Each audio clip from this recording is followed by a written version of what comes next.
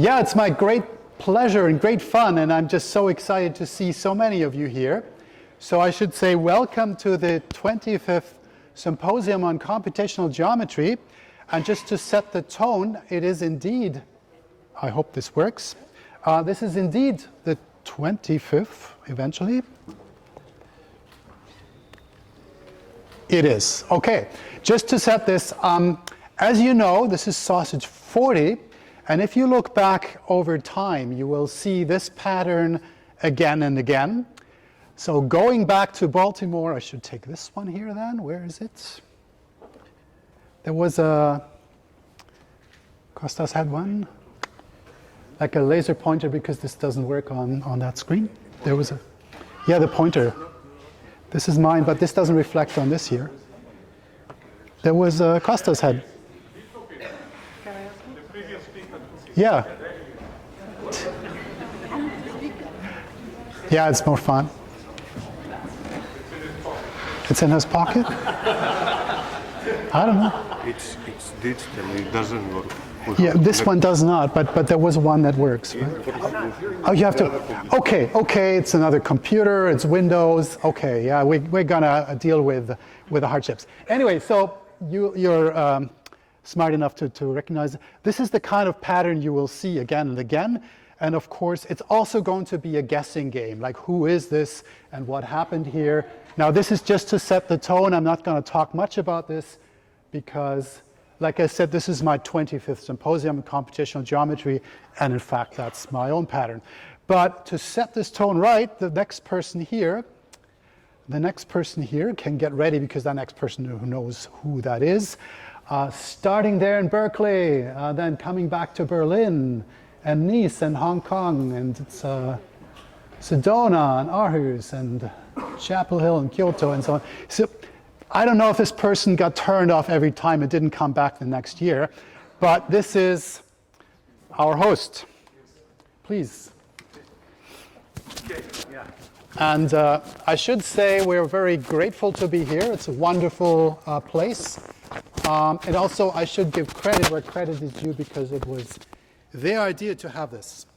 Okay, thank you. Indeed, I thought it was a great opportunity to have a session marking the 40th anniversary. I'm not going to say many words about how interesting and useful SoCG has been, but I have a story from even before 1990, when I first took my first computational geometry course. So that was maybe 87. I was an undergrad, and I'm preparing to get the course in the fall semester. So what does a good undergraduate do before going to the course? In May, I went to the library to check the syllabus. And then I see written computational geometry, preparata, and Shamos. And I'm like, there is no book. There is preparata, which is preparations or something, and Shamos, which is like demos or something. You know. Okay. Since then, a lot has gone through, and many books and textbooks and so on. So I think I'll let the show go on. Thanks for coming, and we have the official opening tomorrow morning for the main program. So thanks for Sandor putting together the whole show. Thank you so much. Well, and I think it's also a great opportunity, and we can't do that enough, and this is not the last, and many more times, to thank the organizers for doing all this work, and there will be more to be said here. I should also say that a call went out for people to send interesting things and send data. And when you're looking back at 40 years, obviously it's a bit of a random selection. So we were all very grateful to everybody who sent some videos and sent some feedback and other stories and so on. I should also say this is not exclusive. So it was not that we targeted particular people because we felt that those are the most important people. Some people couldn't make it, were busy. Of course, sadly, some people are no longer with us. I mean, 25 was in Aarhus, and remember Lars, and there's a few other people who can't be here for various reasons. So this is a sample platter. This is not something to pick out some people, put them on a pedestal for the whole community.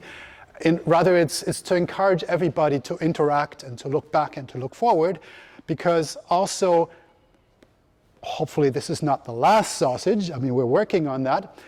There are more stories to tell, so I would really encourage you to keep looking left and right as these things are happening, because there will be other stories in the future to future generations, and that's what this is about.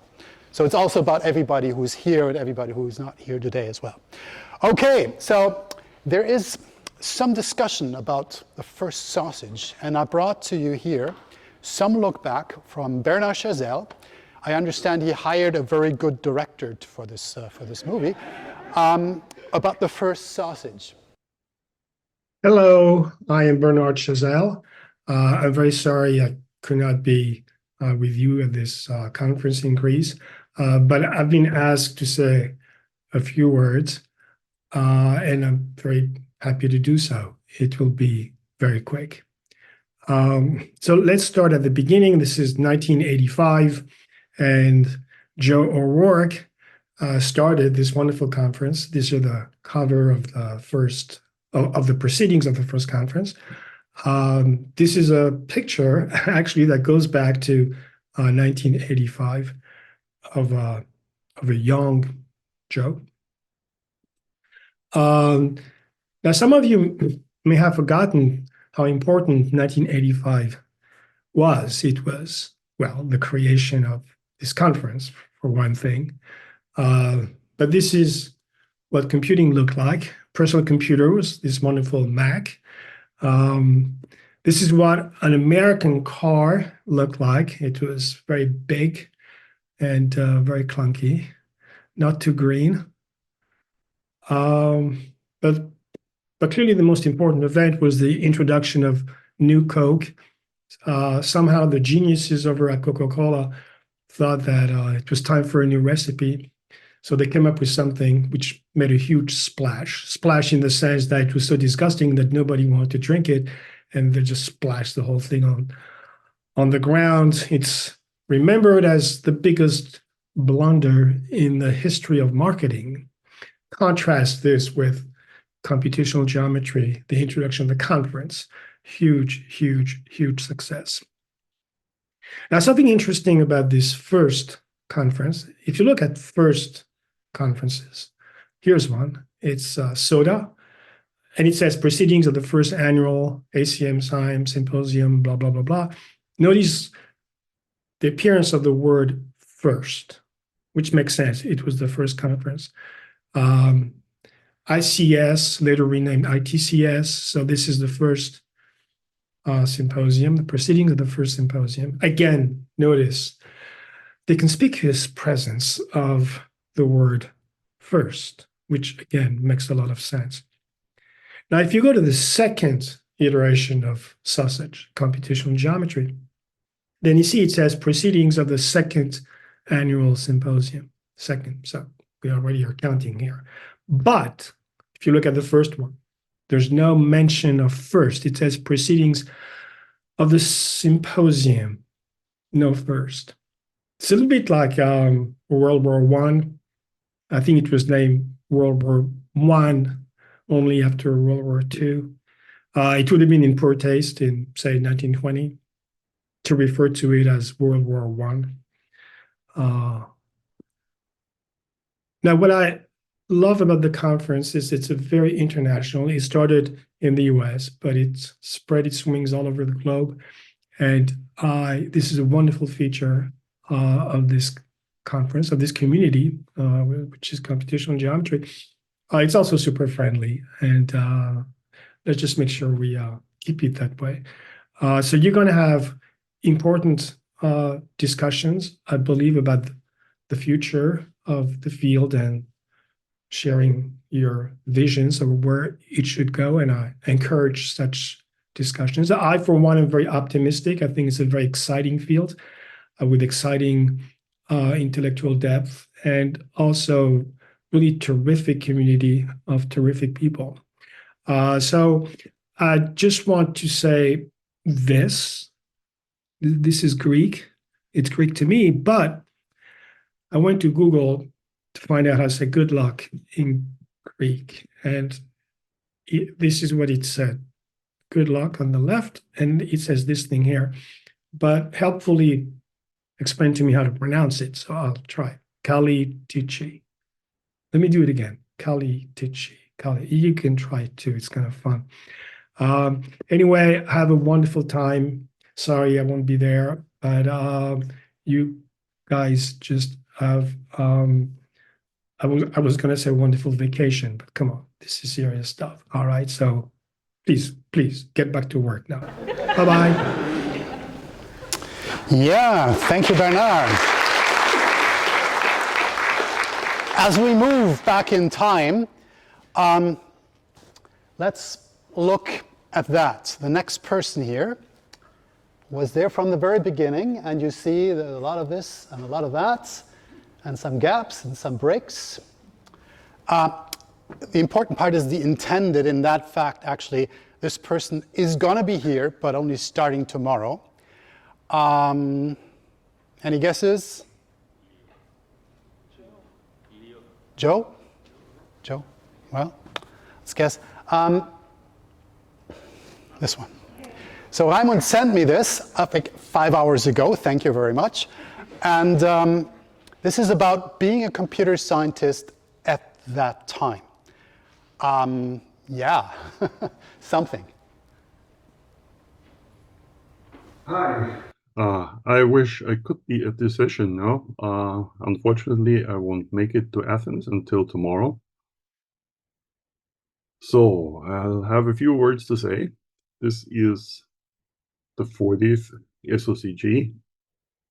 The first one happened in 1985. I happened to be a third-year doctoral student at Cornell at the time, and I had a few papers at SoCG then. And I thought maybe it would be interesting to talk about the differences in how work happened then and how it happens now. Many of you were born after 1985, so you may be surprised about some of the differences. Okay, of course, then there was no internet, no Google, no digital libraries, no social networks. So in terms of just pure doing research, having a good local library was important. Maybe even more important was having access to preprints and also recent conference proceedings. Communication was either by normal snail mail, as we call it now sometimes, or via phone.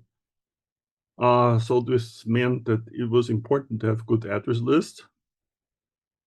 How did I learn about SoCG without internet and so on? Well, I received a flyer via mail, normal mail, which had all the information and also already the registration form on it. There was, of course, email, but it was limited. Maybe the most important limitation that was about to go away soon was that somehow you needed more than just an email address of a person. So if I wanted to send a message from Cornell to Kurt Mehlhorn in Saarbrücken, I couldn't just tell the system at Cornell, well, send this message to Mehlhorn at CS at Saarbrücken or something like that.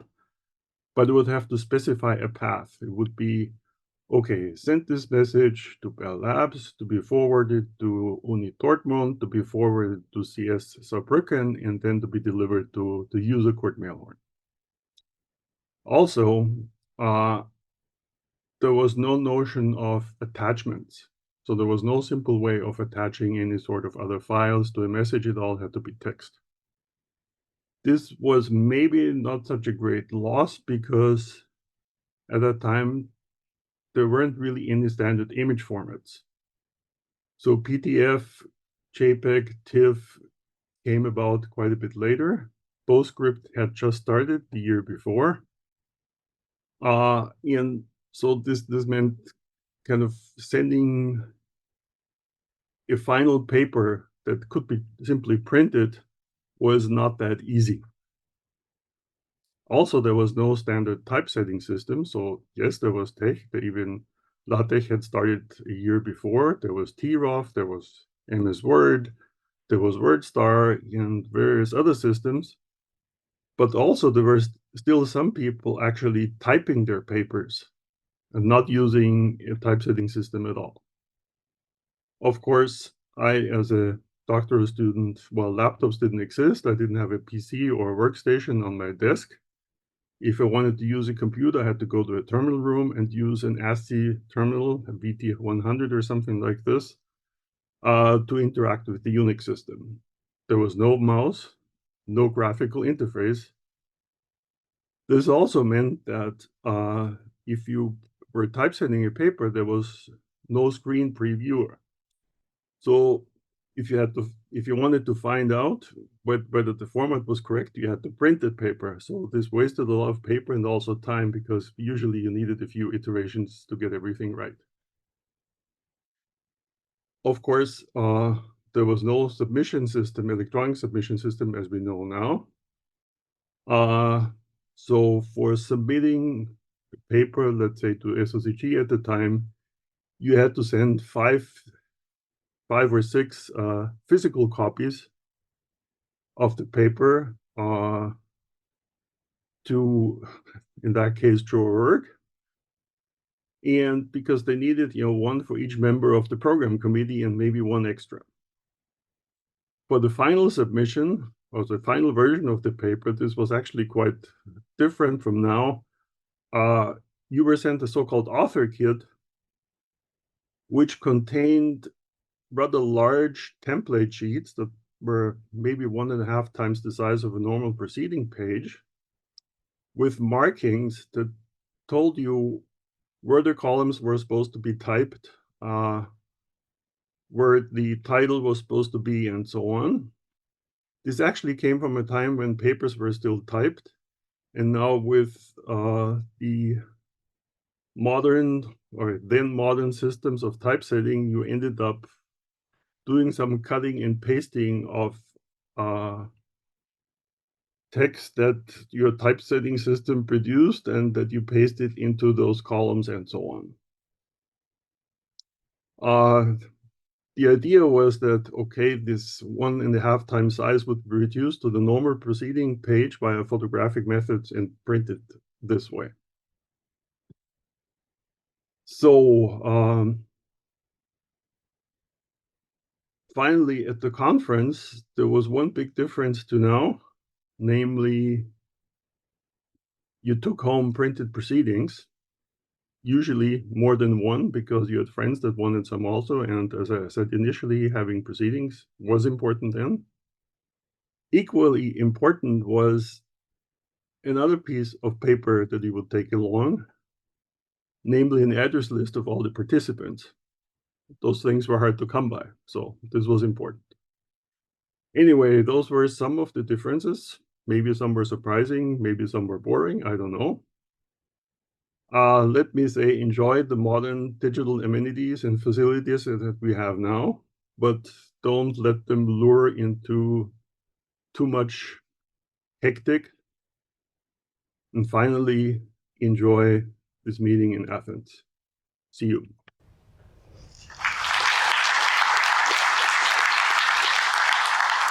Those were the days. Now, here we're getting to another person, and I wonder if you can figure out who that is. Participated in Baltimore.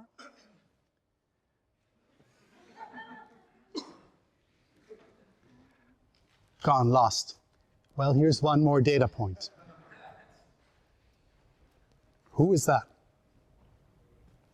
Legendary figure. Few have seen him, many have heard of him. It's actually Joe O'Rourke. What? I was really shocked. He sends his regards, and here he is. The first symposium on computational geometry was held in 1985, long before it was known by the nickname Sausage. I was the local arrangements chair and the program chair.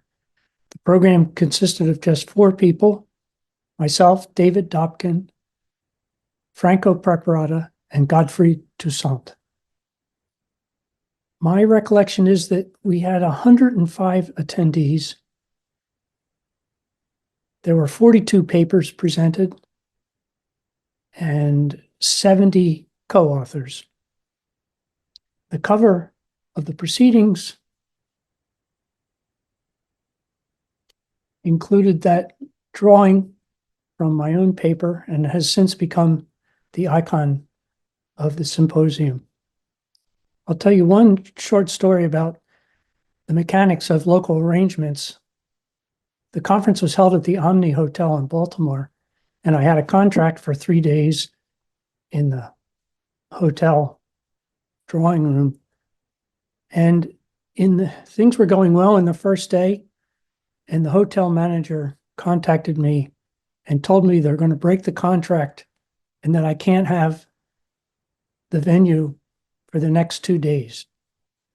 So I had to immediately find another place within walking distance of the Omni Hotel. And so I was running around quite a bit, and I got a room at nearby conference center. And the second and third day were held at the conference center. So it was a complicated local arrangements chapter for me, but hardly anyone remembers the complications except for me. Thank you, and enjoy the 40th sausage. Thank you, Joe, for so much more than just these greetings. Now, there is, as you may have noticed, a little bit of confusion whether it's the 40th anniversary or the 40th sausage. And if we dig deeper, that really depends on where you start to count. If you start to count at 0 or at 1. Now, that's a very contentious and classical issue in computer science. And you can tell that because it's one of the really early XKCDs, so it must be something very fundamental. And there's like being consistent. Sometimes you count from 1, sometimes from 0, and different tasks for different conventions. Stanford algorithms expert Donald Knuth. Who are you? How did you get into my house? That's what he said when I asked him about this. Keep that in mind when we get to the next contribution here. The question is, do we start at 0 or at 1? Hello, this is Chee Yap. Thanks for inviting me to say a word at the 40th anniversary of SoCG. I had to look into my records to recall the first meeting in Baltimore in 1984. I had forgotten that I had 2 papers. The first was Finding Minimal Convex Nested Polygons with Joe Rook and his students at Johns Hopkins, namely Alok Agarwal, Heather Booth, and Subhash Suri. My role in the paper arose from my visit to Johns Hopkins to give a talk, and I sat at their seminar discussing this problem. Somehow my name got attached. The second paper is the rectilinear convex skull problem with the late Derek Wood, who was at the University of Waterloo then. The paper came about because Derek visited Quran to give a talk, and we discussed this cube problem. But who were the first computational geometers before there was a field called computational geometry? Personally, I was exposed to CG when I entered Yale grad school in 1975, when Mike Chambers had just finished his PhD thesis with the title Computational Geometry. I think most of us early computational geometers came from theory conferences like Stock and Fox, where there was a great interest in efficient discrete algorithms, graph theory, and data structures. But I think we were just fascinated with the kind of results you can get when you throw geometry into the mix. In conclusion, I think it is to Joe O'Rourke's great credit to kick off this ball that is still rolling strong after 40 years. I wish SoCG a continued healthy development to attract new generations of top minds and to keep rolling for the next 40 years. Thank you.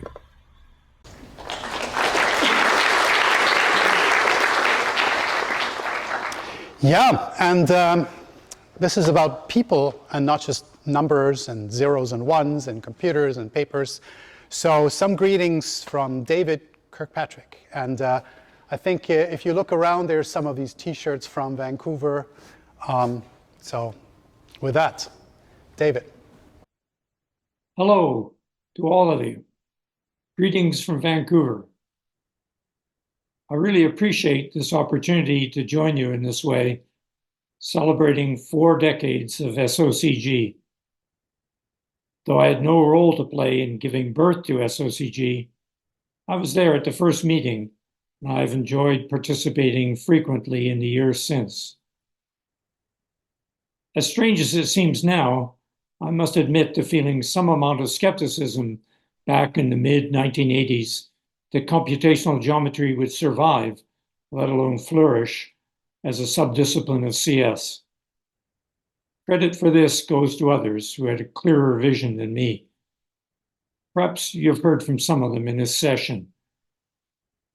But also, in an essential way, the vitality of computational geometry owes a lot to the establishment and continuation of this flagship conference and the willingness of its participants to embrace change and direct the evolution of this field. SoCG has enjoyed 4 decades of success in the evaluation and dissemination of the bulk of the most influential results in computational geometry. It has upheld a consistently high standard, a source of disappointment, of course, when a submission does not make the cut, but correspondingly satisfying when it does. I'm proud to be a member of the SoCG community that, while encouraging the very best research, also fosters open collaboration, respect, diversity, and encouragement of its youngest members, well ahead of other communities in many cases. For me, an important part of SoCG's success is in making participation an enjoyable process, fulfilling not just professionally, but also personally. What I've valued most since the very beginning is the company and camaraderie of a cohort of wonderfully talented researchers, many of whom have, over time, become good friends. I hope that all of you will be able to benefit from SoCG in a similar way over the coming years. But I don't think you should take it for granted. While you look back and celebrate, perhaps you can use this opportunity to look forward as well and ask how the benefits of this conference can be sustained in a changing world. I'm sorry not to be with you in person this year. I hope to see many of you again soon. Best wishes to you all. Thank you, David. Now, of course, not everything is planned, and sometimes things happen that you don't expect, and sometimes things happen that you don't even want. And now there's a couple of anecdotes and stories. Those people who've been around a while probably know what's coming, but there's actually more than one accident. Sometimes something doesn't work quite as well, and then things change. So here we go. Guys, sorry I couldn't attend the SoCG40 in person, but I wish all of you a very enjoyable and productive meeting. I have many fond memories from the early SoCGs, starting from the first one perhaps. What I remember there is that a significant part of the audience came from industry and consisted of people for whom computational geometry sounded like an answer to the practical problems they were really concerned with, and they were disappointed in realizing that the topics of the conference were things that they couldn't care less about. It did change over the years, of course, but that was then. I also have a rather traumatic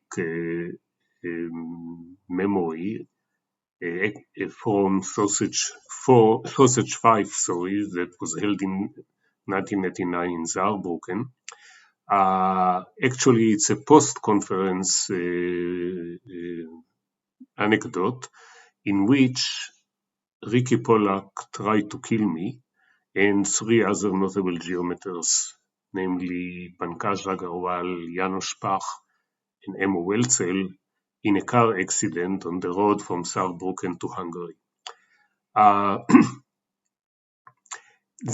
will not elaborate on this, perhaps someone else among those 3 will say something, but let me just say that as far as I know, all of us are still alive, except for Ricky himself, who sadly passed away 6 years ago. But the anecdote I really want to tell you about is associated with the 4th sausage, 1988, at Urbana. The bottom line is that I am the illegitimate yet very proud father of CCCG. And the story goes as follows. Bernard Chazelle was the PC chair at that time, and he made the terrible mistake of accepting too many of my papers. I will not tell you how many, but it was indeed a record number for me. Later, when Bernard was confronted at the business meeting with this issue, he defended the action by saying that if we assign to each co-author of an X-authored paper the weight of 1/X, then my total weight is much smaller, but this didn't really help. Some people in the audience were quite upset by this fact, the leader among which was David Davis of McGill University. The argument, as I recall it, was that SoCG should be a meeting where everybody, mostly students, should get an opportunity to present their work, and that quality is a secondary issue, especially if it comes at the expense of rejecting other people's works, denying them this exposure. The atmosphere was quite hot at that time. Hopefully today, with the passage of time, it has become much cooler and perhaps even amusing to some extent. At any rate, since SoCG did not choose to follow this very paradigm, a revolution has started, led by David Davis and others, and soon enough CCCG was born. Thriving to this date in its alternative route, the first C for Canadian comes from the fact that many of the rebels, including David Davis, were Canadian. That's it. Again, I wish you all the best, a very happy and enjoyable conference, and many more sausages to come. And I wish for the well-being of all of us. Bye.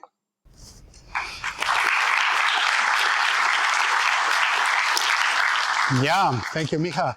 And of course, we know when we move in space, it's often good to observe things with more than one eye. So let's get a stereo vision of that accident. Pankaj. Hi, everyone. Happy 40th birthday, SoCG. It's hard to believe that 4 decades have passed since the birth of SoCG. Although I was too young to attend the first SoCG, I started attending in 1988, the famous conference in which Micha Sharir had 7 papers and which led to the formation of Canadian Conference on Computational Geometry. I attended all the conferences until 2014, and then I missed roughly 1/3 of the conferences in the last decade. It's fair to say SoCG is my home. Of course, it won't have been the case if the famous accident that many of you might have heard about had succeeded.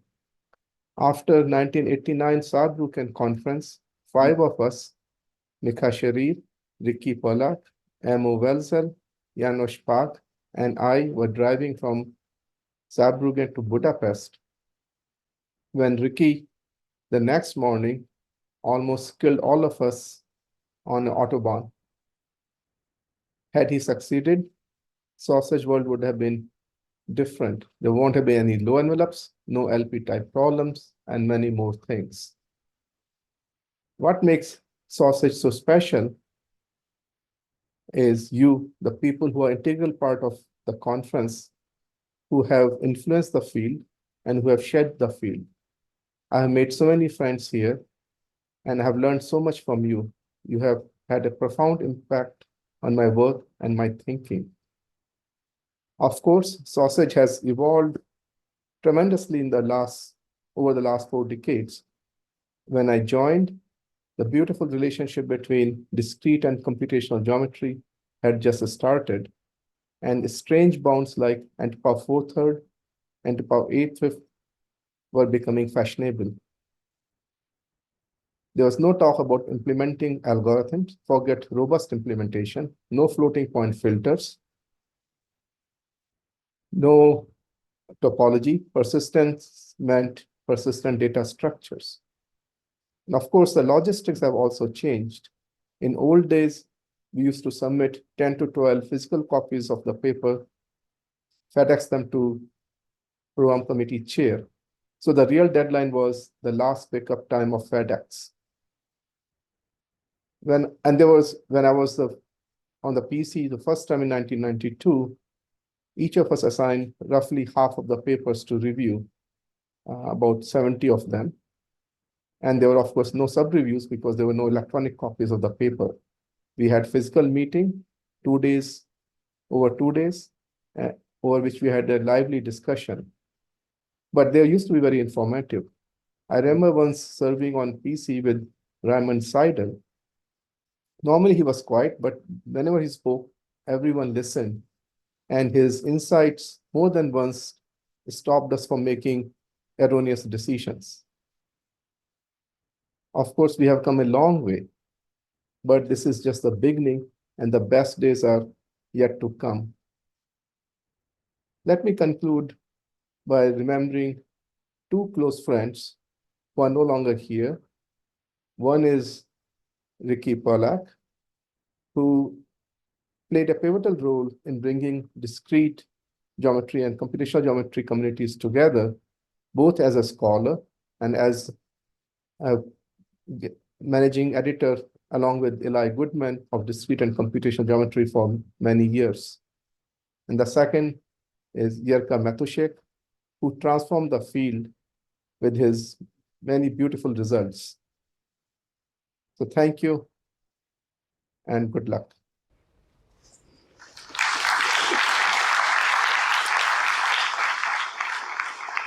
So some of you haven't been around sausage that long and may still recall what it was like to arrive at one of your first, second conference and whatever. Like, do you feel welcome? Do you feel safe? And for that, I think it's also good to look back into the past, and I'm bringing you back a few years. Here's Rolf Klein about his experience back then. Hello everybody, my name is Rolf Klein. I came from a mathematics background and started working in computational geometry around 1984. The first symposium I've missed, but I went to the second one, 1986, in Yorktown Heights. We had a paper there, and my co-authors kindly chose me to present it, willing to give a young guy a chance. But I had never been to an international conference before, so you can imagine how nervous I was before my talk. Fortunately, things didn't go too badly, and afterwards, over coffee, I realized that I had found a truly remarkable community. People were open-minded, they were enthusiastic about research, and willing to engage with me as a newcomer. And in the following years I also noticed a strong sense of quality and healthy competition within this community. So I would hesitate to submit a paper of dubious strength to sausage, because that would be sort of embarrassing. And later, when I served on a program committee or as a co-chair, I noticed that most other people shared this mindset. And I think it is because of this collective attitude that sausage has become a conference of the highest standards, on par with the other top conferences in theoretical computer science. Let's try to keep it this way. I wish you a wonderful and successful 40th sausage and a great time in the beautiful city of Athens. Goodbye for now.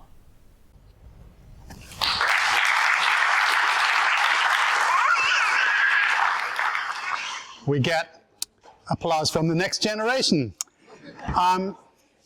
Yeah, which, I mean, some topic that has come up time and again, and I'm very glad to different aspects and twists and turns. Here's Steve Fortune. Hi, I'm Steve Fortune. Hello, Sausage 40, and hello to old friends I haven't seen in quite a number of years. Sorry I can't be there. Hope the conference is going well. I want to give a couple impressions of the early years of Sausage and what was going on. I went to the first Sausage in 1985, chaired by Joe O'Rourke, gave my first paper in 1986, sweep-line Voronoi diagrams, went to Sausage every year for quite a number of years after that. So the first thing that's pretty cool, at least looking at it in retrospect, was there was a lot of good theory that happened that also had practical application almost immediately, at least if you understood the theory well enough. So there were examples like Gibas and Stolfi's data structures for representing two manifolds, which were generalized to higher dimension eventually. There was Stolfi's work on oriented projective geometry. It had the property that you could represent unbounded regions using the same kind of data structure that used bounded regions. Made life a lot easier. Of course, there was Clarkson and Schur's randomized algorithms for computational geometry. There was Chu's work on constrained Delaunay triangulations. So it was cool that you could do good theory that also was useful in practice. I bet that's harder now because the field's more mature. The second thing I want to talk about is the realization at the time, growing realization, that geometric algorithms are kind of hard to implement. They're much harder than, say, graph algorithms. And there are kind of two reasons for that. One is special cases, degeneracies. So algorithms were usually described assuming, say, general position. Unfortunately, the world is not in general position. If you want to think about, say, the complicated ways in which simple geometric objects can intersect, that just contributes lots of cases. The second reason, of course, is arithmetic. So again, algorithms were described assuming exact real arithmetic. Practitioners would substitute floating point arithmetic, and it didn't always work so well. So I spent quite a lot of effort trying to develop a rigorous theory of how to use floating point arithmetic for geometric algorithms. It didn't work so well. I had some partial successes, but unfortunately there were a lot of conceptual foundational problems, and also error analysis is just hard. So, of course, you do use exact arithmetic anyway. Sometimes, however, the bit length bounds for what you need are kind of ridiculous, at least abstractly. But you can use floating point filters and things like that to make the world go faster. However, these two problems haven't gone away. I don't think they ever will. I mean, if you want to know sort of what you have to do to get performant algorithms nowadays, there's nice work by Cobalt and colleagues. They implement Boolean operations on 3D polyhedra represented by triangular meshes.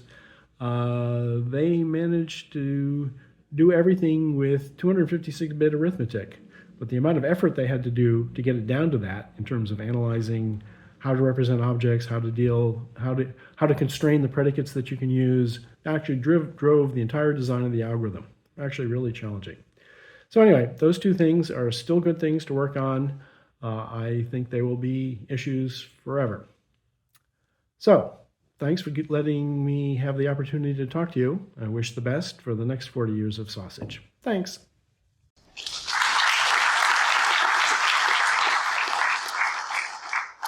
Okay, I hope you're not getting lost yet.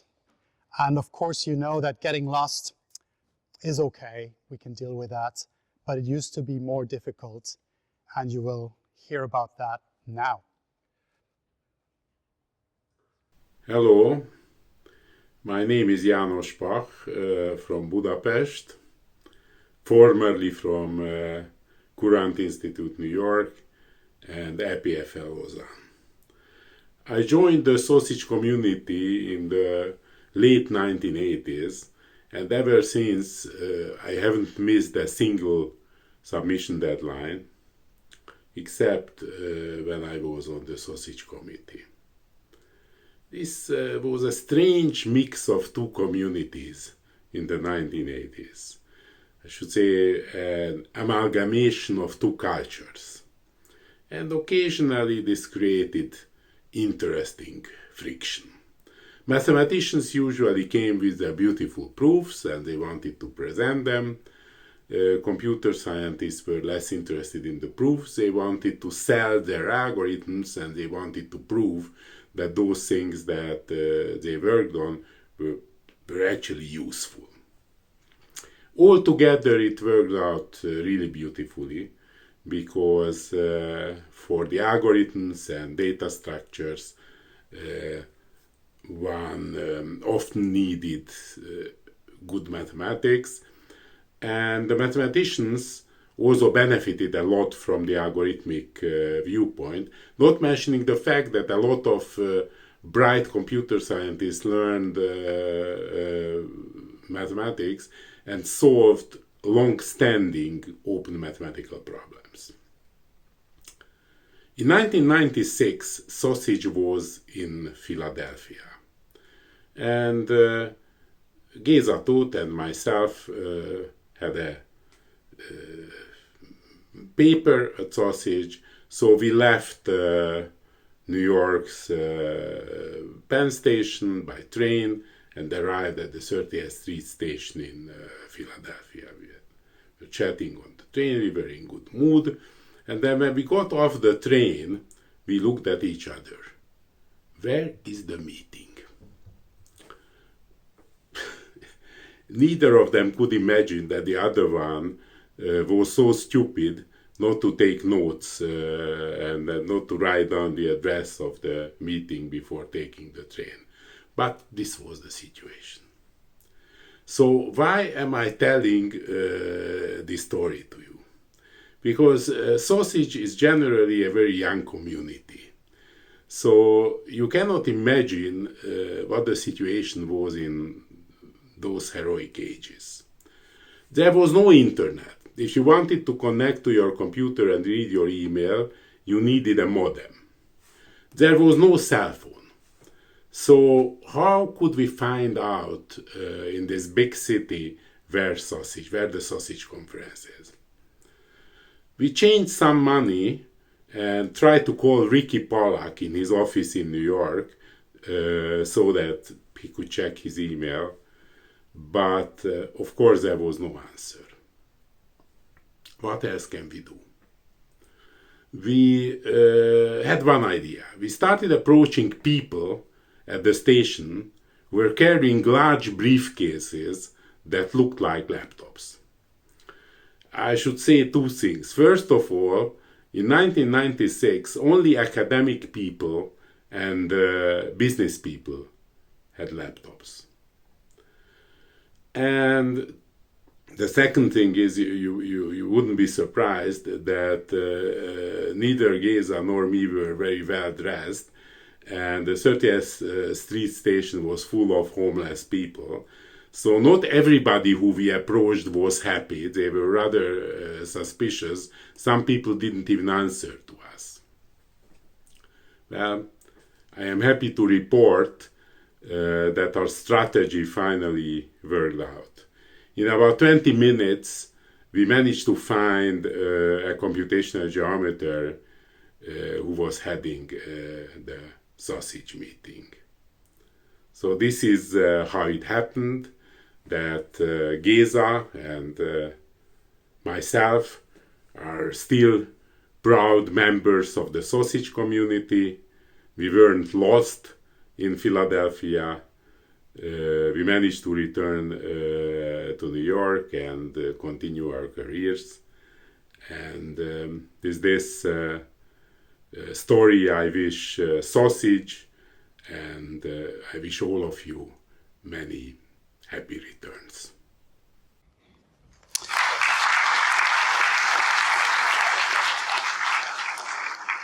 Now, in case you're wondering, of course I asked. János does not recall who saved him. Okay, let's move on a little bit, and let's get back to who could this be? Somebody who's attended quite a lot,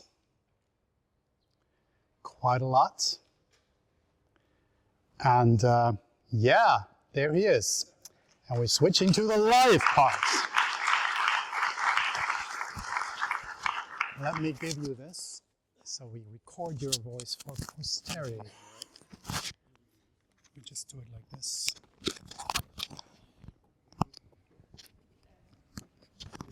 Oh, whatever. Just like that. Yeah, just like that. Just like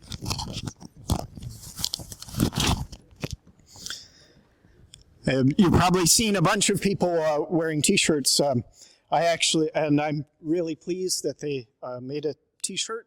Of course, this is the original T-shirt, which you've probably seen Joe Mitchell wearing, because he hand launders his T-shirt from Vancouver. I realized I still had 2 blue larges, and I still have 3 mediums. So if anybody wants a medium T-shirt and this is from the 11th Annual Symposium on Computational Geometry, and huge credit goes to Bettina for this, because Bettina had been making Ultimate Frisbee T-shirts. This is one that Bettina made, and so knew the silk screeners in Vancouver and knew what the price break is. When you got 200 shirts, then they became cheaper. And so Bettina and I did a lot of work. Remember, these were things that were sent in on paper. These were the submissions. We didn't get to see the final versions of the papers because they were all pasted up and sent on these galley forms straight to the publisher.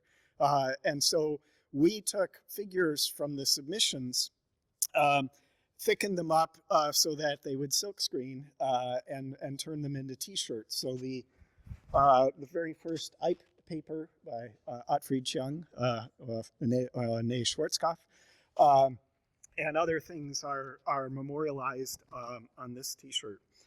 And one of the, and then there's been many others. So I took my pizza bag. Sorry, I didn't bring my Maryland bag. I had a Maryland bag too. But just to show some other T-shirts, I should probably try to get these in order. Let's see. There's one thing that other people did not learn from that original T-shirt, because all of these are easy to put in order because they have the dates on it. When I make T-shirts, I don't put the date on, because you can wear a shirt for a few years and then you have to put it in storage for a while until it becomes vintage enough if it's got a date.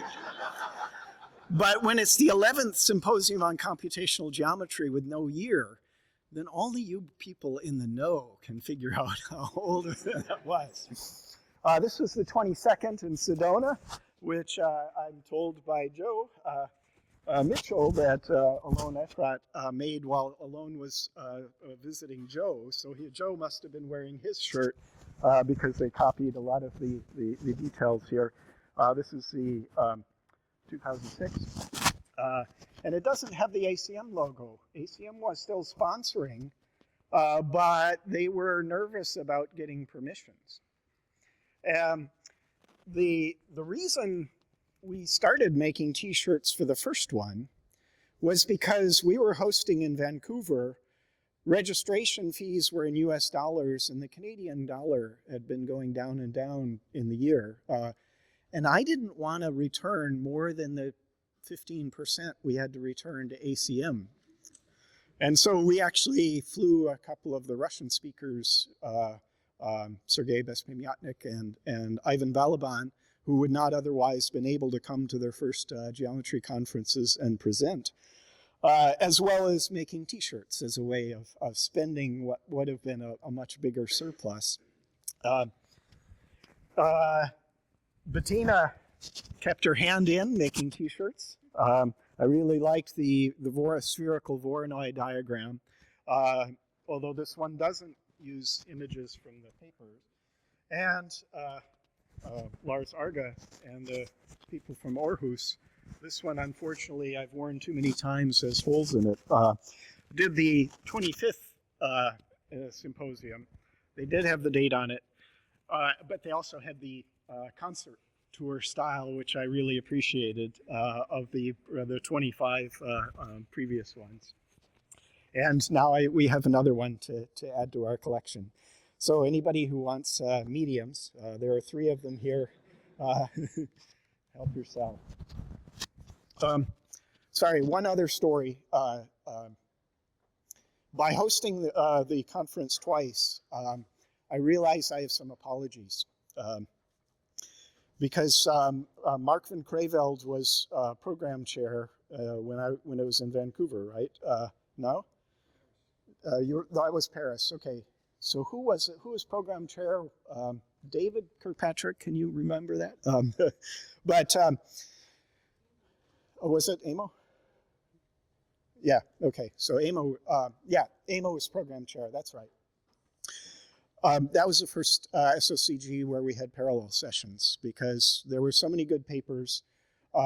We had half-day, each day, half-day parallel sessions because I had the flexibility to get rooms.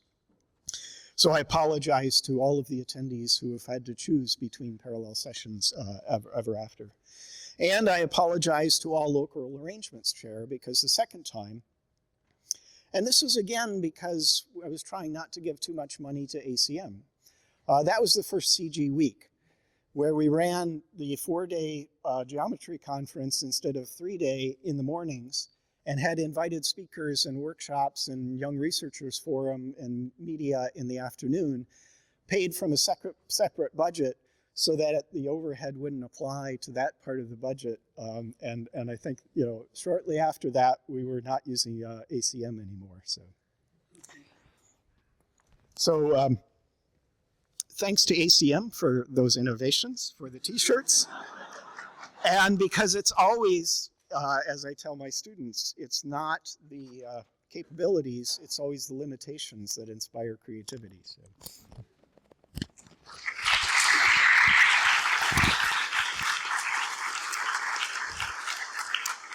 Thank you. So now we're moving a little closer to the present tense. It's looking around. Who's that? Who's that? Any guesses? Indeed, there he is, Marc. Please come on up. And you tell us about the manual labor and hard work illustrated. Yeah, with this. And let's take that. That's just for the course. Okay, yeah, so I have to admit, when I saw it was 40 years of sausage, my first thought was not, wow, this is great. My first thought was, oh my God, I'm old. Yeah, I mean, it's still great, and I think it's still great to see so many of you here. My first sausage was, as you saw on the previous slide, 89. So this was unfortunately not where the conference was, but maybe some remember what was here. I think I see Marc nodding. So the conference dinner was actually in the castle in Saarbrücken. Which I really liked, but what I remember most, it was my first conference. I had the year before a sort of conference in Amsterdam as a master student, but I was not staying in Amsterdam, I was just traveling, and so not really experiencing the thing. So this was my first sort of real conference. And I remember being super excited because before the conference, there was this summer school, like 2 days before. And I just taken a seminar given by Mark Overmars about this wonderful book that Herbert wrote. And so I was super excited. I thought, okay, there's apparently Edelsbrunner, Professor Edelsbrunner will be speaking. So I expected like an old guy with, in a suit, because I thought, okay, a conference, probably people are going to wear suits, like here today. But, then Herbert came along and he looked younger. He had much longer hair, but I think it was the same jeans jacket probably that he was wearing. So I found it really amazing that this wonderful, famous person could actually be such a nice and young guy. I also remember Bernard was another speaker, and I don't know, maybe not everybody here heard Bernard speak except for just now in the video, but I still remember that I was sort of amazed by sort of the feeling that, okay, this guy must be really smart. I have no idea what he's talking about, but it's so cool. So I thought I thought it was really great to be there. And of course, it was also for me, since it was my first meeting, I don't know who is here in the audience, who were at this same summer school? Yeah, Monique, of course, and Gunther and Mark. I also remember Dan Halperin was there, Jitbo, so a number of people who became great friends. And whenever I come back to Sausage, it's like a family reunion, so that's really very nice. I think for the young people, there's been a lot of talk about proceedings, and I guess you're wondering, proceedings, is this some kind of PDF or what's? It's actually a book, right?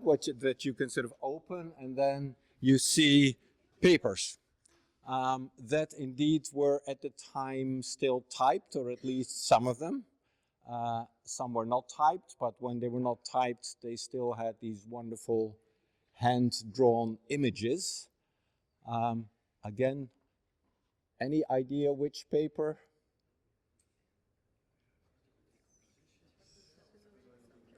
Mulmuli's paper on. So that was quite nice. So as you already heard, the way it worked at the time, you would submit your paper on paper, like 10 copies or so. Then the PC chair, or I guess their secretary, probably would sort them out into packages that would be mailed to PC members. So this was my first PC. And here, okay, I have to admit I cheated. I put in different papers because I threw them away. But this is what you would get. You would get this big stack of papers that, like Asbjørn, you could not really send to other sub-reviewers. Maybe you would ask somebody in the same department, if you were lucky enough to have another geometer, can you have a look at a few papers? But so this was what happened at the time. Also, as you can see here, there was actually a physical PC meeting. So, looking back at it, I think it was, okay, it had to be done maybe because there was no other way, but kind of ridiculous. We flew in from all over the world for a 2-day meeting in Berkeley to discuss the papers. I think it was really a super nice experience. I mean, definitely for me, it was my first PC, so I was there with all the more senior people and hearing their views on the papers. One thing that I remember, we were discussing some paper. János, I think, was on the same PC, and okay, he. So we were in some discussion, and then Emo Welzel, who was the chair, was asking János, János, I think you also know something about this paper. What do you think of it? And he was like, well, it's trivial. It's known, and it's wrong. So, okay, so obviously the paper didn't make it into the conference. Yeah, so at the time you gave your talk using these overhead slides. So I remember I had this, grid paper, and I put my overhead, and I very carefully wrote each letter into a little box, and then tried to make slides like this, right? You see sort of the handmade boldface over there. You also see that the slides are numbered. And the main reason was that Marc Overmars told me, okay, you have to number your slides. I said, why do I have to number my slides? Well, if you walk up to the stage and you drop your slides, okay, then at least you can correct it when you have to give your talk. And for animations, there were sort of two things you could do. You had the technique that Gottfried Toussaint was using. So you had this slide, and he glued like several other slides onto it that you could then fold onto the slides to get the thing. Or you had the Herbert Edelsbrunner technique, which was to cut your slide into many, many small pieces that you could then one by one put onto the overhead projector. Yeah, anyway, so that was a long time ago, and things have changed, and some things have changed for the better, I guess, but I hope that some things will never change, and I hope that, especially for the young people, you still feel the excitement of this meeting, both the scientific part with lots of interesting talks and so on, but also, and maybe even more so, that you have the same warm feeling for sausage that I have, and that it really becomes your home, that you make friends, and that like in a couple of years it will also feel to you something like a family reunion.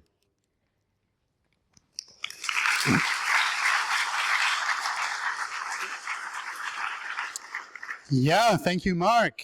And with that, we go back. Yorktown Heights, some gaps. Some gaps, some gaps. Ooh, and then... Well, there's somebody who's like shyly maybe making their way to the stage. Start going. I should point out that this person probably has never met Joe O'Rourke because they didn't overlap. So here's Monique. Take this, take that. This. Hi everybody, so thanks for giving me the opportunity to say a few words.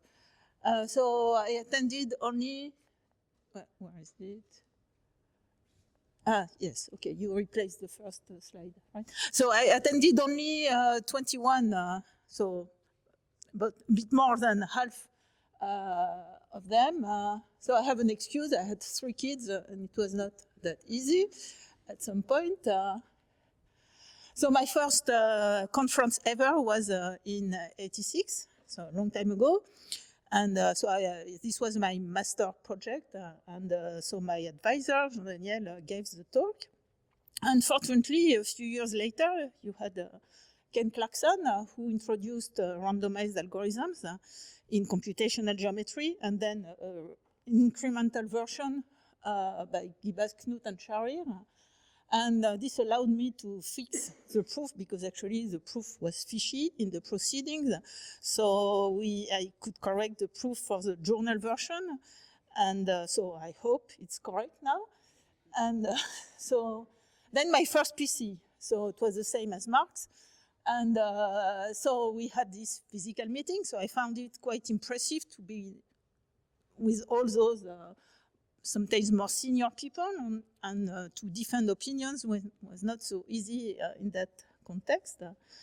And so, as was said before, papers were papers. And so we carried that in our luggage to discuss at the meeting. And so it's not the real papers, but it's no. And if I remember correctly, so from my memories, Marc was the only one who read all submissions, so probably Emo also did as a PC chair, but so this was quite surprising, but so I had a hard time reading the papers that were assigned to me, but so Marc read everything. So I skipped many years. So this was, I found that in my archives of my pictures. So at the hotel for the sausage in Korea. So you arrived at the hotel and you could only see the Tupperware festival, which was much more important than sausage. So many pink people and but fortunately, I could find a few computational geometers for sausage. So here you recognize probably Helmut. And so we found. So yes, I made the mistake that Chandor mentioned, mentioning 40th birthday. It's not the 40th birthday, but okay.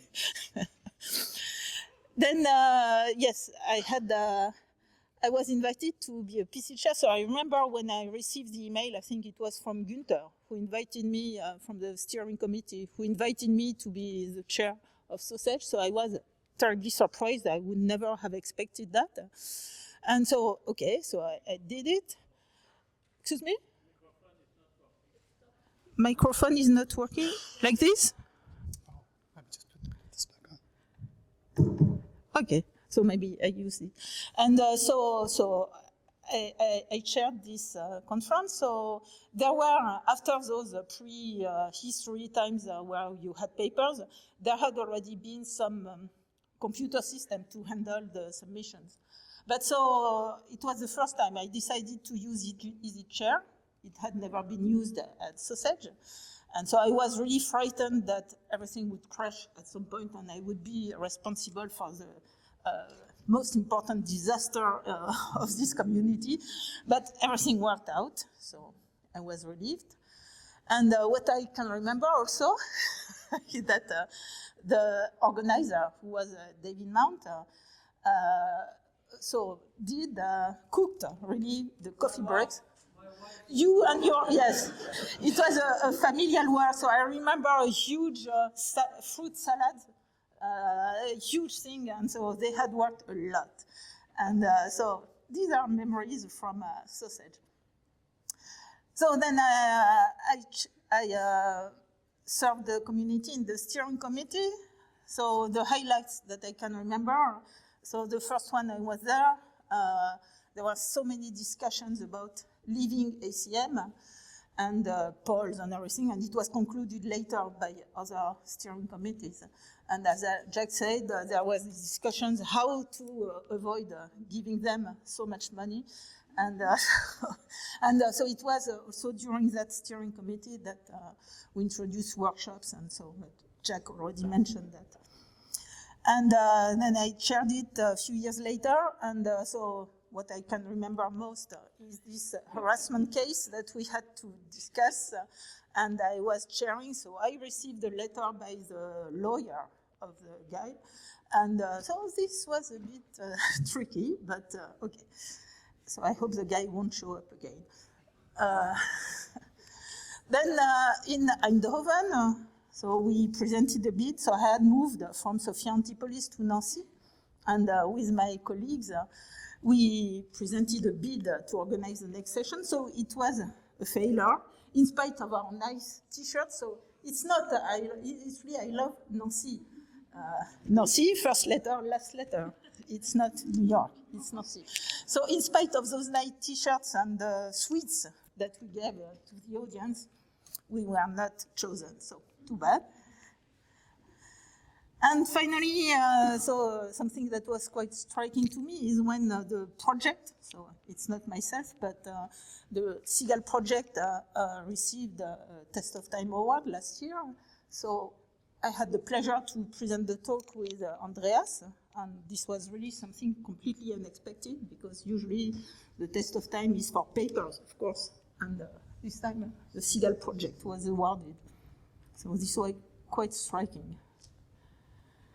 And so, as was already mentioned, sausage is about science, geometry, work, and everything, but also about life, and life, unfortunately, also means death.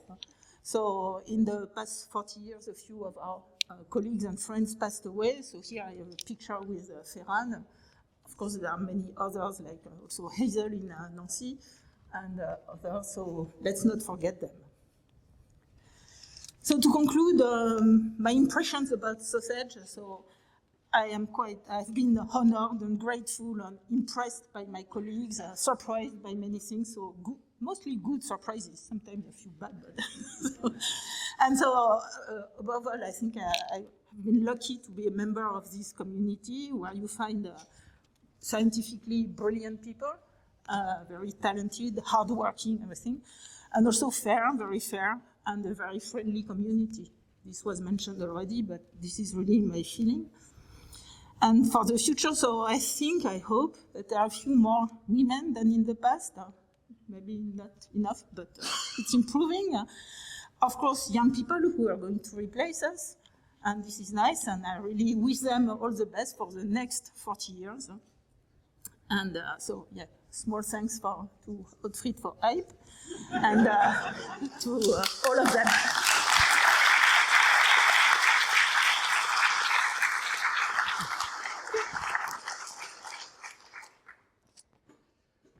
Yeah, with that, I somehow mixed up the order, but this gives Marc a fair chance. And here we are. All right. There's that mic, and there's this mic, and there's this. Right. Juggle. This mic is okay. Yeah, this is the further camera. Oh, okay. All right. Hello, everybody. My first sausage was 1989, although I will be talking about 91. Now, a lot of people have already talked about things that I was planning to say, so I can go quite quick, but that's probably good because we're probably behind on schedule.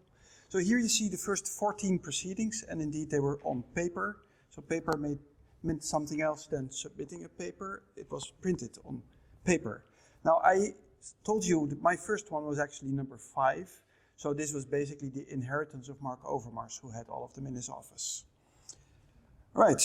You've also already heard how they look like from the inside. This is actually from the inside of the very first proceedings. And you see the hand-drawn pictures and the typing of papers just with a typewriter, probably. At the North Conway conference, Marc Overmars actually rented a car in Boston. Marc de Berg, Marc Overmars and we sat in a car and we drove from Boston to North Conway. I chose this conference because I had some nice old pictures from it. And back then, everybody was already saying, well, the old days. Now I couldn't talk about the old days of pictures. This is analog photography. So you had to be very careful of which pictures you took, because every picture actually cost you basically €1. Right? So you had to guess who was going to be famous later, so that I could show them right now to you. So here we see Ottfried, Johannes Bleumer, and Marc de Berg. And here we see Frans Aurenhammer, Michael Forman, and Frank Wagner. And here, I thought this was Joe O'Rourke, but I learned that this is impossible. So who is this? Help me here. Isn't this Joe O'Rourke? No? Okay, then we skip. This is John Hershberger at the Summer Toboggan. Right, John? Okay. And I also have Herbert Edelsbrunner. Yeah. Do you know the person in the back? The person in the back, who is that? Is that you? That's me. Oh, okay, I never knew. Okay. I passed Herbert once.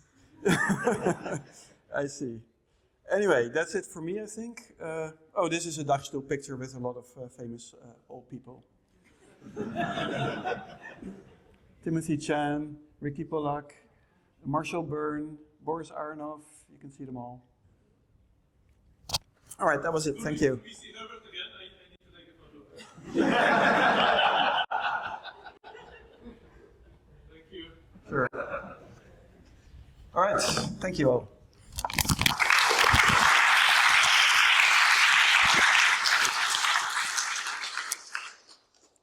Okay, as we're moving forward, we see here, well, Minneapolis.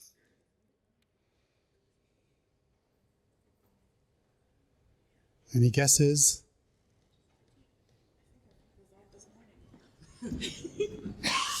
Indeed. Here's Bettina. Okay, so how does this go? You have to hold this thing? Yeah, this is for the camera, and that's the All right.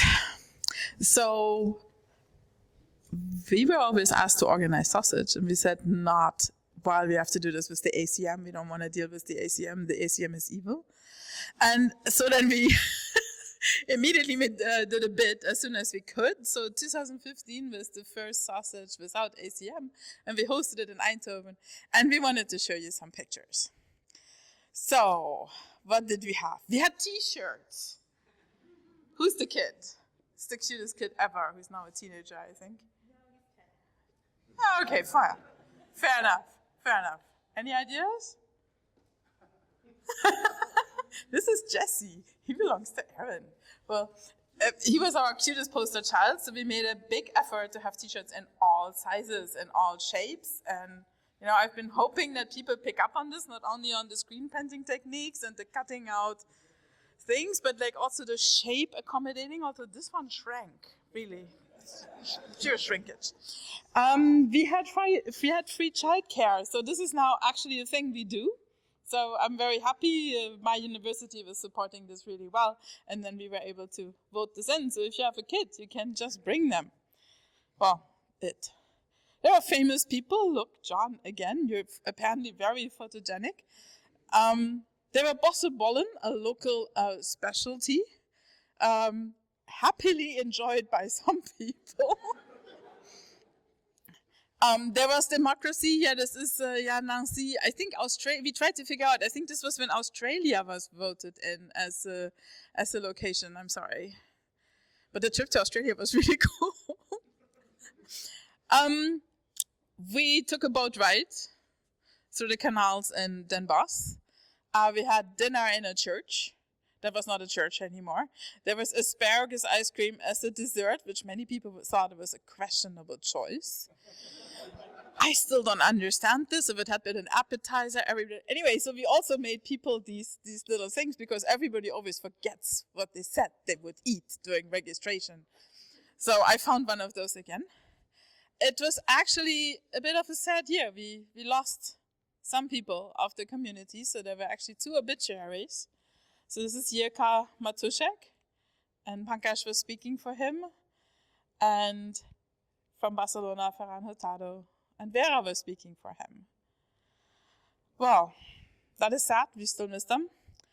So let me end on a happy note, and whoever still has their camel, yes, I was wondering if there's anybody around who still has their camel. There were camels. All right, that's it. Thank you.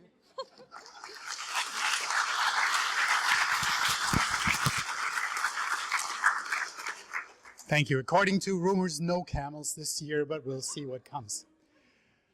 Okay, we have a bit more. Sedona was a while ago, right? Yeah, and now back on tour. Yeah, indeed. Welcome back. Yeah, you took so much time to get here. Take your time now. This is for the camera, this is for that, and this is for you. Okay. You press. I'm not going to press anything. I didn't bring any slides. I didn't bring any T-shirts. I don't know. Anyway, I was picked out for the field of computational geometry. I applied for a scholarship from Bell Labs for like women and minorities years and years ago. And I got to interview with lots and lots of people. That was how they picked who won the scholarship. And I interviewed with Steve Fortune. And Steve Fortune, who we just saw, picked me. Okay, so I went to do this internship at Bell Labs. And he said, well, I had this paper in SoCG2 about a sweep line algorithm for Delaunay triangulation. And well, you, the intern, should implement this. And there was no discussion of numerical issues. There was no discussion of degeneracy. But what there was he said, I think you should use this language that this guy in the basement has come up with recently. He's a guy named Barney Strustrup, and it's called C++. So I had a couple of visits with Barney in the basement. talking about C++ and how to implement this algorithm. Needless to say, it did not go great. It was not, it was not the best internship. You know, for Steve, it worked out in that it led him to all this other work. It led me to, you know, avoid having to do anything ever in the future where I was going to have to do numerical implementation. I'm deeply, deeply grateful for all my colleagues in the field who have developed software for computational geometry and that the rest of us can use and say, see, this is practical, this is good, this works. Okay. Of my memories of the SoCG conference, I also wanted to focus on North Conway. I'm not sure exactly why. That was the first real conference I attended. I had gone to the Berkeley one because I was a graduate student at Berkeley, and Raimund made me work it. You know, North Conway was the first one I was going to because I had a paper and I was part of the conference. And I remember it had a great opening reception. We were all sort of sitting around adoringly talking to Ricky Pollack, and I was trying to convince people that everyone would have more fun at the conference if they would give me more than 2 free drink tickets, but no. And the main thing I remember was that one of the invited speakers was HSM Coxeter, who is a very distinguished, what we now call discrete geometer. And he's like a real connection for us to, you know, sort of the old world of mathematics. He was a student of Hermann Weyl, and he once took a course with Ludwig Wittgenstein. You know, he's like a real academic. At the time, he was 82 years old, and he's vegetarian. He's a very vital guy. You know, he was just really impressive. And everybody was like a little bit afraid of him, you know, like Ken Clarkson said to me, what am I going to say, you know, love your group, you know. But so I thought, you know, I'll go talk to him. And I said, so how old are you exactly? And he said, I am 82. And I said, well, you don't look it. And he said, and may I ask how old you are? And I said, well, I'm 29. And he said, well, you don't look it either. So that was a big thrill for me. Anyway, I've had so much fun at so many of these conferences. Thank you.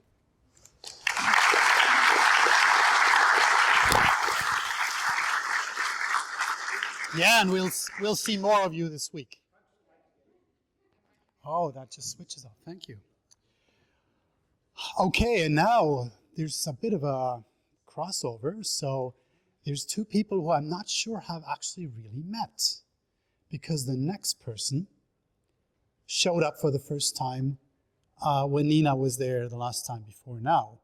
So now, of course, you see that obviously had an impact. And with that, yeah, moving on to the next generation. I drove Nina Amenta away from sausage. No. Sorry, Nina. No. You're her successor. Is this one or this one? Both. Both. Okay, well, we'll use both. Well, I'm delighted to get to come and say a little bit about the next generation. I'll note I also miss 3. I also have 3 children, so you'll note a pattern in my children's ages. Otherwise, I have made it since '06 every year. So my first sausage, I don't have too many pictures. So I'm maybe a younger crowd in that I've never submitted a physical paper. They were always digital papers. This one? Okay.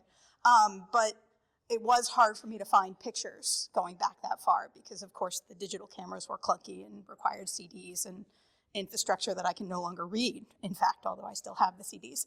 But I found a few, and I'll credit Sariel Harpelet, who took these.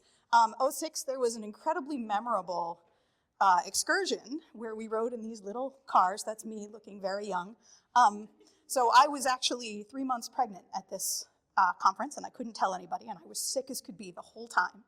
I also gave the very last talk on the very last day, as I recall, or at least I was in the last session, and I was terrified and intimidated and met all of these very important people who were clearly would realize that I was an idiot and I did not belong here.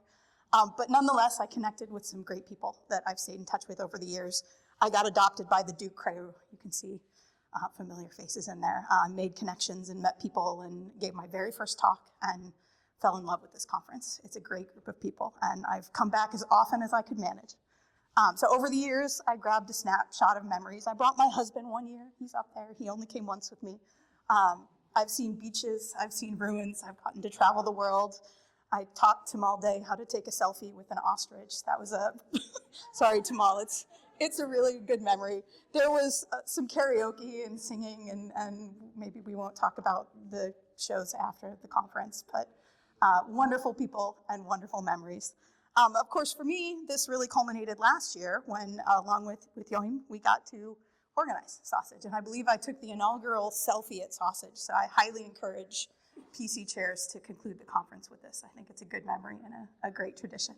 I can't say how much this community has meant to me. It's a wonderful group, and I'm excited to come to the next 40 years if I'm still active that long, let's hope.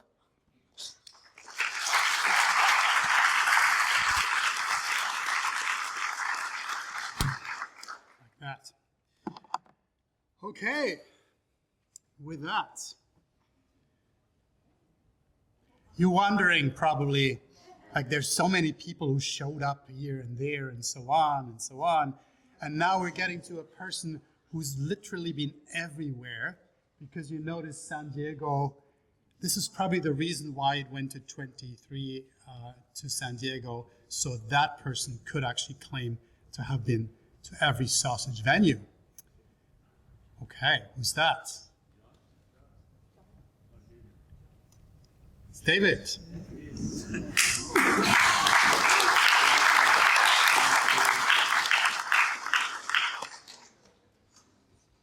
Wow. Okay.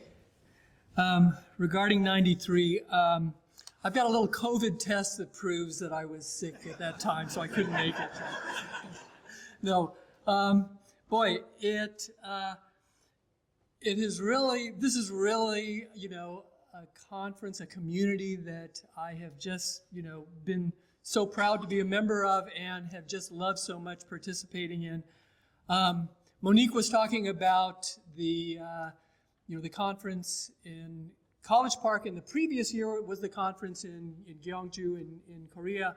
I remember when you brought up the, you know, the Tupperware thing. I remember now that during the conference dinner, which took place on this kind of open, you know, second floor patio, in the middle of the dinner, it was getting dark, and boom, these fireworks started going off. I was at the table with Oddfried, and Oddfried was the local, you know, arrangements chair, and we all turned to Oddfried and said, "Did you do this?" Oddfried, in his typical manner, did not, you know, I can neither confirm nor deny. He had this little grin on his face, like, maybe I did, you know. But I think it was somehow probably the Tupperware ladies who had arranged the things. Is Leo here? Leo, he'll be here tomorrow. Okay, Leo was sitting next to me, and he leaned over and said, "David, I was hosting next year, right?" He said, "This is going to be a tough act to follow." And for those of you who might remember the conference dinner at College Park, it also had this kind of nice open air, you know, thing. There was a nice outdoor patio, and right in the middle of the conference dinner, this massive thunderstorm came. The bad news was, well, the good news was no one needed to take a bath that night because everyone got completely drenched going home. But I do remember Leo, as he was walking out from the thing, leaned over to me and said, "I don't know how you did it, but you managed to top the Korean one." Yes. Well, yes. If I had known that we were going to be getting gold stars, I guess I would have hit that very last one. And I bet you're going to introduce the guy who tops me in the attendance next. Yeah, well, thank you, David. Very much. Thank you so much.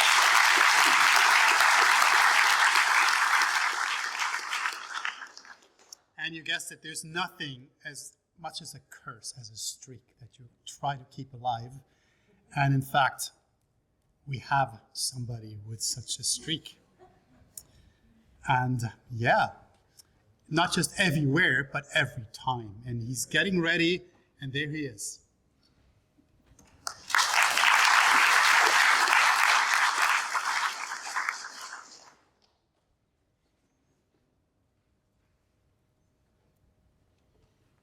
Yeah, when I got the announcement of this 40-year celebration, and with the list of all the previous instances of the conference, I looked at the list and I wondered if I could remember something about each location. And I thought about it, and indeed, I actually can remember something about each of them. Of course, the things that I remember generally don't have anything at all to do with the technical content. It's the impressions of the place or of the circumstances or something like that. Now, I'm not going to tell you about every conference because that might take a little while, but there are a few that stand out in my mind for one reason or another. And the first of those is number one. In 1985, I was a fresh grad student. It was my first conference. I was, as you would expect, I was nervous and I was excited. I thought it was just really, really cool to have a conference that was dedicated to computational geometry. And my advisor, Leo Gibas, introduced me to some of his high-powered friends, and I was just in awe.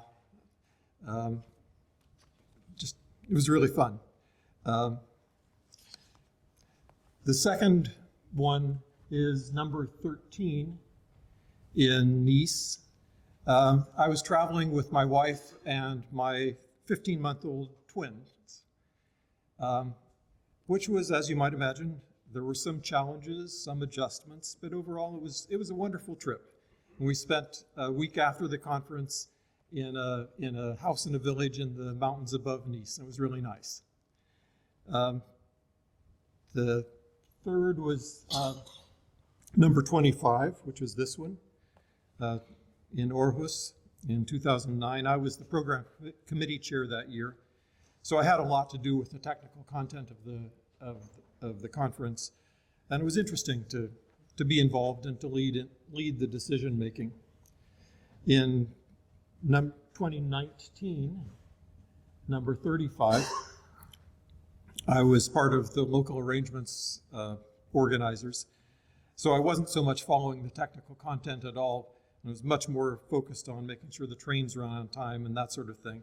And also my 60th birthday was during that week, which was also special. And then we come to number 40, 2024, here in Athens. And this is, I think, it's a wonderful location because Greece is the birthplace of computational geometry. Of geometry anyway, excuse me. And it's the birthplace of my advisor, Leo Gibas.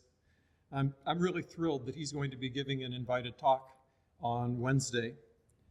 And I have to say I'm forever grateful to him for introducing me to this wonderful field and starting me on a pathway that has gone for 40 years now. So looking back on these 40 years of sausage, I'm really delighted to be able to be here to celebrate it. This conference has been my intellectual home for my entire research career. But even more importantly, this community has been my family for 40 years, with many friends, some of them of 40 years duration, and many younger friends as well. So thank you very much for this time.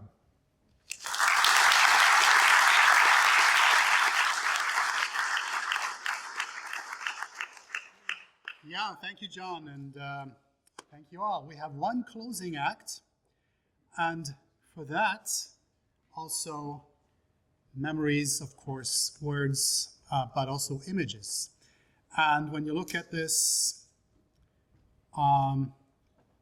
here's Joe, who's been not just around forever in a day, doing all these things, but also has collected memorabilia, and I think that's a good final closing act. Thanks a lot, Shandor. Yeah, it really is about community, and I'm really pleased to be here to help celebrate with all of you. So my personal journey in computational geometry began 40 years ago here in Athens, because I came with Leo Gibas and my advisor, Christos Papdimitriou, and 2 other PhD students to Athens for 4 months. And I guess we were around during the sausage deadline in December of that year, although I wasn't shooting for that. I was working on some stuff, which ended up being with Dave Mount a little bit later, that we didn't send to sausage. So I missed that 85, but thankfully my classmate at Stanford, John Hershberger, he went. I had a conflict. When he came back, I was anxious to get a hold of those proceedings, because I was literally collecting all computational geometry papers. And on my desk at Stanford, it was a stack about this high. I would Xerox everything from the Fox stock. There was no soda at the time, journals and everything, and I thought I had the complete library of computational geometry. So it was a lot of fun. And he came back and he graciously loaned me his copy, and I was so careful because I didn't want to break the binding on it, you know. And I made that Xerox copy. Now, I could buy another copy later, but I still have that Xerox copy. Thank you, John. So my first one to attend was in '86, and I sat just behind Dave Mount, and we had been corresponding about these shortest paths on surfaces and such by email. Yes, it was possible. But I met him in person, and I met so many other people in person at that first sausage. So that was really special to me. These are not classic old ones. The media issue is there. I have scanned photos, but I was much more parsimonious about taking pictures when it cost you €1 per picture or something. So this is just a few recent ones, some shots of people and some events. Here's Chris Bishop giving an invited talk at UNC Chapel Hill. That's John Hershberger's shoulder, by the way. He was sitting right there. I know because there's other shots where he's fractionally in it.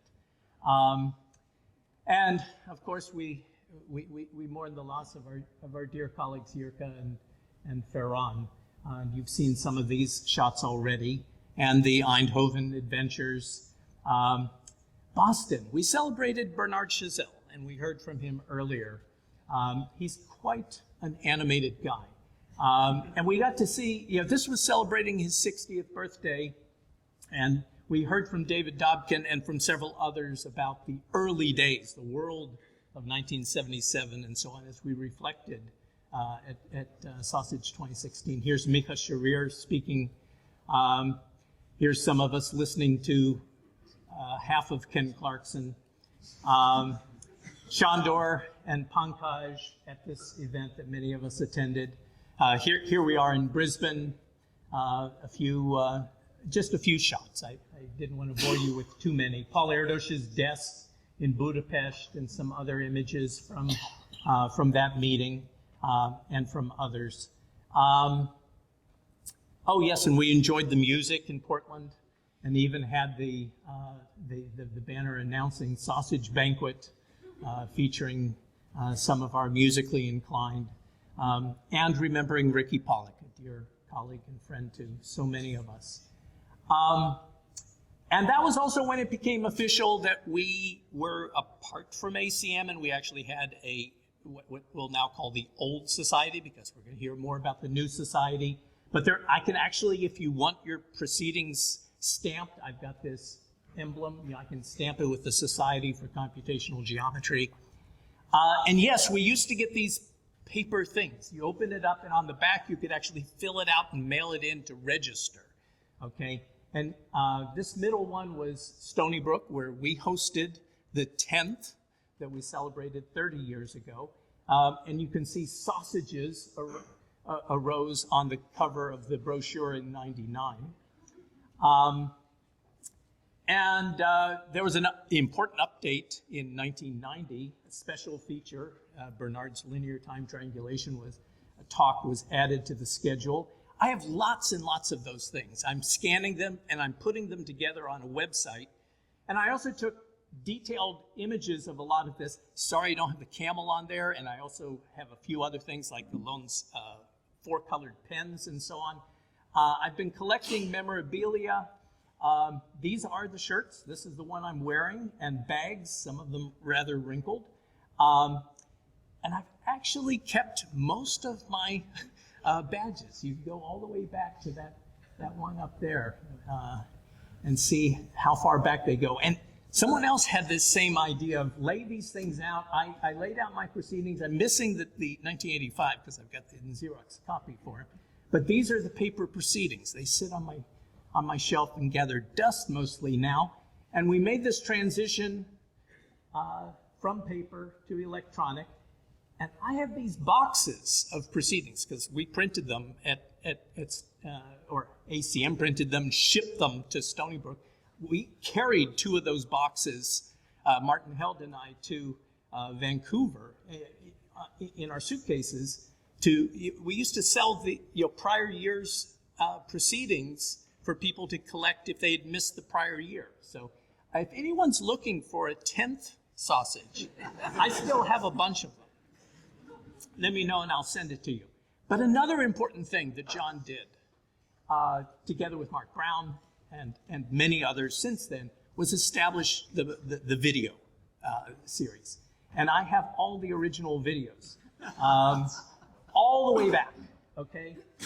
All of these, I've digitized several of them. But let me just pause there. And so there's a website I created and a Google Photos folder where I'm collecting things, and I would welcome the community contribute to all of these. And I look forward to coming to help celebrate the 50th, all right? And I hope John has a perfect attendance record right up through Sausage 50.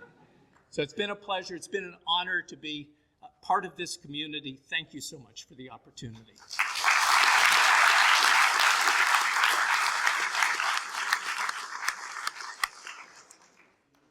Yeah, and with that, it's time to go out and make some new memories. Thank you all.